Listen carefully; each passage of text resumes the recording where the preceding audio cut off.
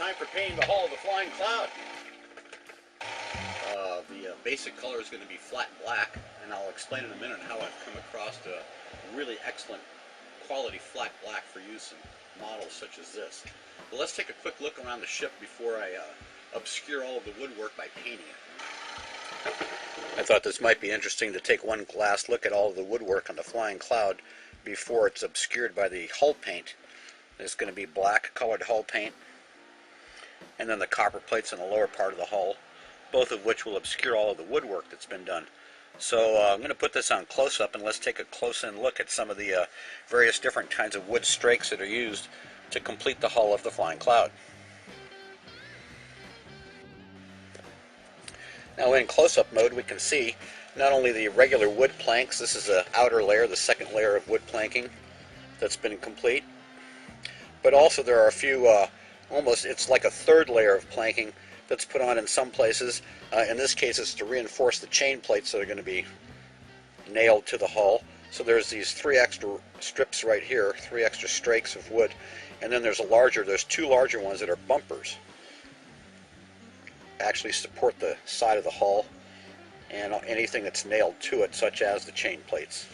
So we can clearly see those in place as well. Here's where the bowsprit will be coming out. See the hawser holes for the anchor chain. And we can also see the channels are in place for the chain plates. Very important though is not to paint too much, because I don't want to obscure all of the wood grain and the spaces between the wood planks, as you can see before they're painted. Right, now one of the first tips and one of the most important things to do before you start painting your wooden ship model is to clear off all the dust. Now you can use brushes and you can use blowers, but the only thing that I found that works really great is cheesecloth or tacking cloth. So I always start off a project with a new piece of cheesecloth or tacking cloth.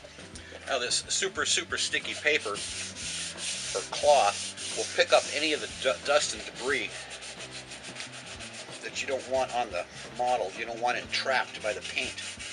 So give it a really good thorough going over with some kind of cheesecloth or tacking cloth before you start any painting.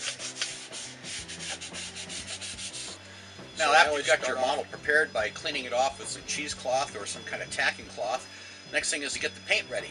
Well, it's taken me a few years to refine the perfect flat black paint for ship models, but I think I finally found the formula. Here's what I do is I got a pint of latex flat black, and then to that I added some chalk. I actually took some white chalk and ground it up so that I had just tiny little chalk filings, and added that, and then I also added some flat white. Now that combination in this latex paint, it's amazing. It actually looks a little milky white when you look at it. I'll give a close-up look here. Now I don't know how well the camera is picking this up, but if you can see this, you'll see that this is not just real black, it's black with a little tight tinge of white in it. It almost looks gray when you've mixed in the chalk and then a little bit of flat white paint. But when this dries, it's incredibly flat. The flattest black that I've ever found. It looks perfect for replicating a ship model that's been at sea for a while. Now I'm mixing the paint in proportions of 2/3 paint, 1/3 water, and of course test it out on a little on a little piece of scratch wood or paper to make sure that it's going to on a little flat on a little. Here's a really good tip that I suggest you follow anytime you're going to paint something. I learned this from the Sonoma County Woodworkers Association, and I want to thank you guys for the tip.